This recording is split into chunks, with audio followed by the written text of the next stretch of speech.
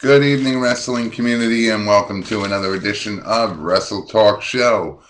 We had the Royal Rumble this weekend. We had a lot go down in the news. All that and more on the next edition of Wrestle Talk Show, which you are about to take in right now.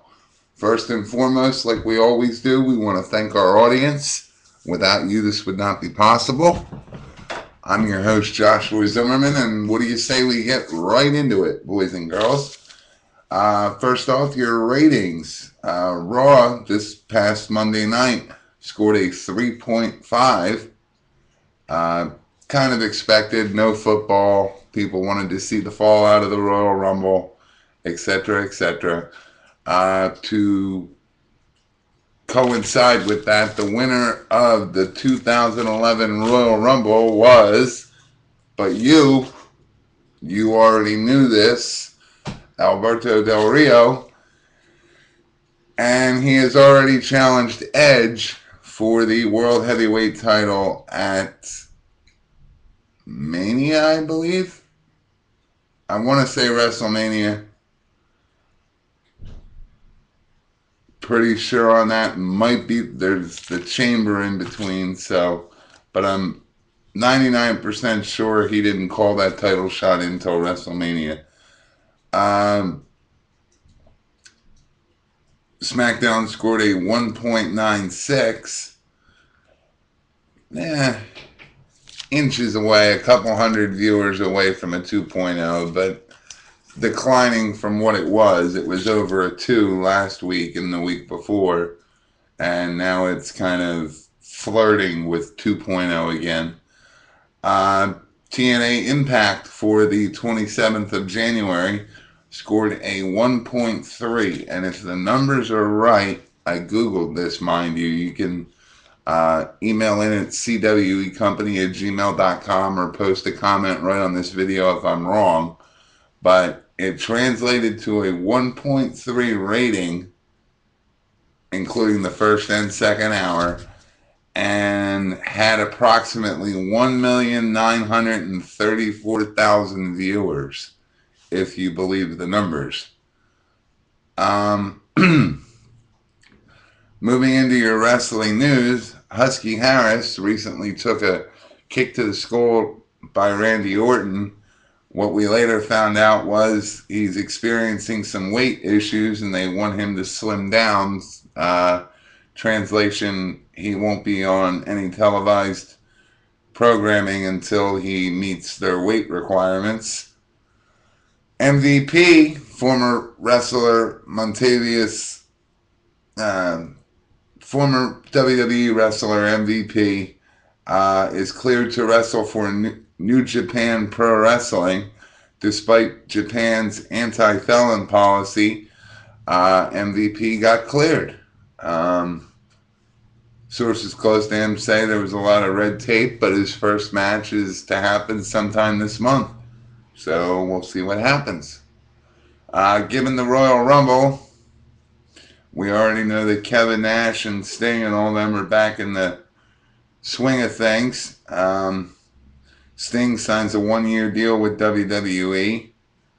Kevin Nash signs a Legends contract, which now allows WWE to use his likeness in video games, merchandise, video packages, and anything else that they more or less want, as long as they pay Kevin Nash. This is basically like selling your name and he just sits back and collects the check.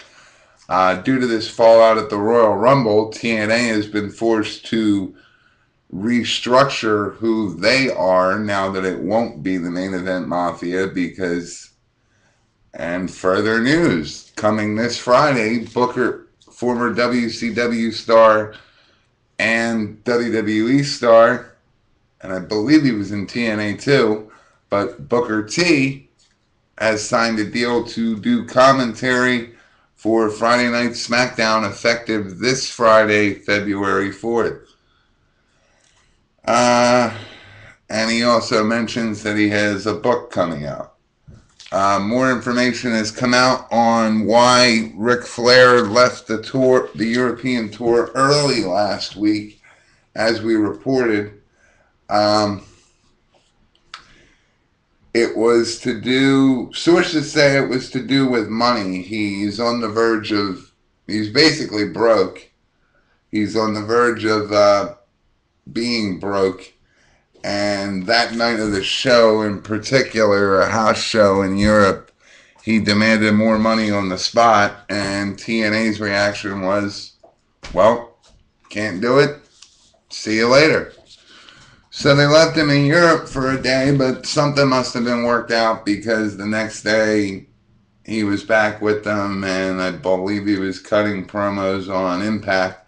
I don't watch the program. I just get the rating and the highlights for you, the wrestling fan. But something must have happened to change his mind, or they said, a couple different scenarios. They could have said, let's not do this here. Let's get the tour out of the way, and then we'll go back to the office and work this out. But that'll be part of my rant. The buy rate numbers have come in for WWE on Survivor Series, and they are not happy with them. Sources say that the company is considering doing away with Survivor Series, which has been an annual pay-per-view forever. And finally, Chris Jericho talks. Chris Jericho says that there is a contract on the table for his return to WWE, but no set date still, just that he will be returning. February 21st, 2011, it's expected that Undertaker will come back. It's also rumored through the internet and through other podcasts that the way the promo was cut, it could also be a lead-in for Sting, but kind of looked too much like Undertaker-esque. So I'm leaning towards Undertaker, but hey, anything's possible.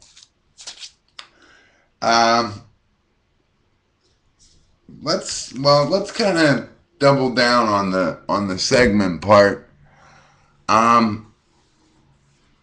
Poor numbers for Survivor Series. I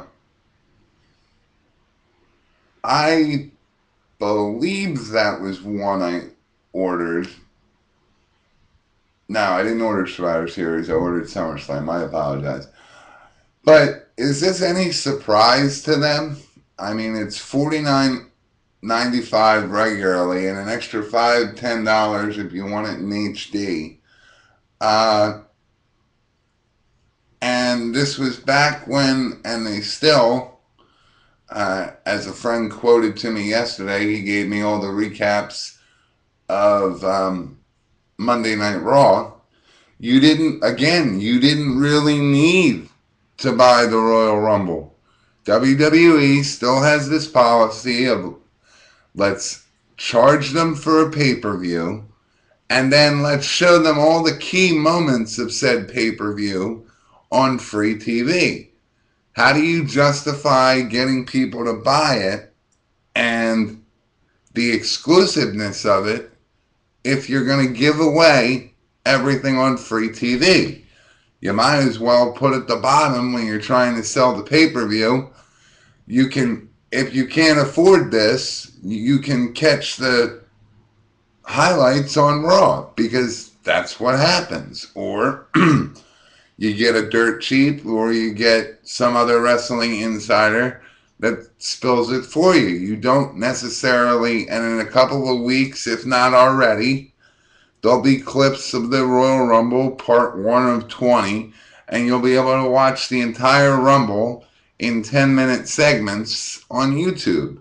Just a scenario, but I mean, how can they not expect poor buy rates when, as Vince commented, people get together, so it's only one TV charging the pay-per-view, and a bunch of people get to watch it.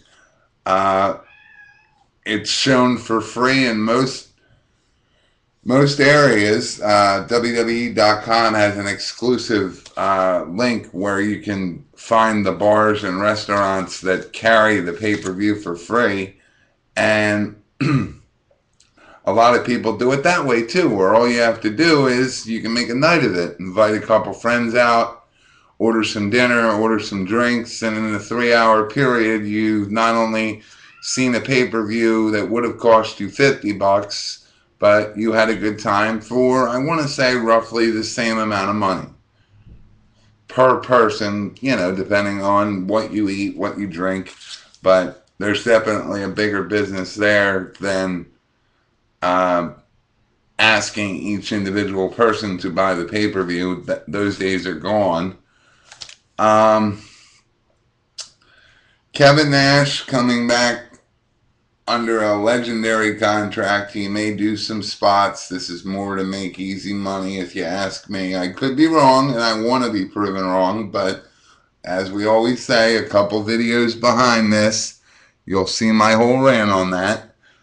What exactly can he do? I mean, he might still have mic skills, but he hasn't wrestled in quite some time. So it would be a lot of jobbing, I take it, on anybody who, if they actually do put him in a wrestling match.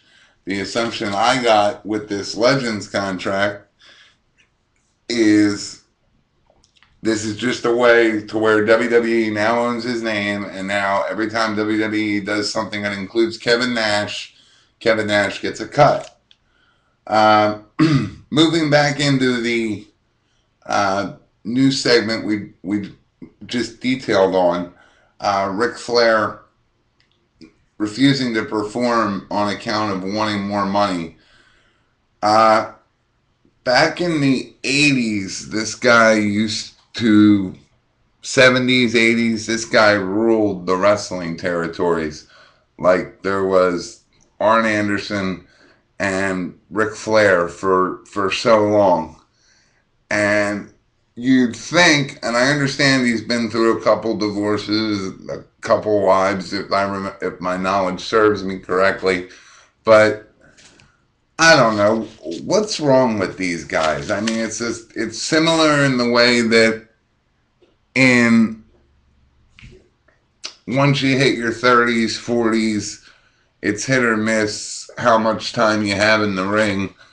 Wouldn't you? And this is what I said when we found out Hulk Hogan's ex-wife took him for everything he had. Why wouldn't there be prenups, a nest egg? With the money Ric Flair has made over the decades that he's wrestled, there should be no reason why he refuses to work a show, first off, in the secondary promotion when he was in the primary promotion. And secondly, this man should have money. I mean, they say he's in debt, but where does it all go? I mean, I understand he parties with women that are young enough to be his daughters, and that's the typical lifestyle. But as much as we argue for wrestler protection, when does it stop on the end of the promoter and the wrestlers say, hey, like the football players do, I might not be able to do this forever, so let me put some money away in case the unfortunate happens. But you'll never, I guess, smart thinking isn't, it's not a JBL thing or a Triple H thing where they came into money already. But we'll see what happens. Sting signing that 1-year deal after swearing off WWE for so long, you got to wonder if this is to justify a Hall of Fame induction. I think Sting was overhyped, but we'll have to wait and see what they do with him. Pardon the website. It hasn't been up to date yet, but I do intend on getting that at WrestleTalkShow.webs.com. Send us emails, comments, concerns at cwecompany@gmail.com. Friend us on both Facebook and Twitter at cwecompany. And until next time, I hope you're informed, and thank you for watching. It's been a pleasure.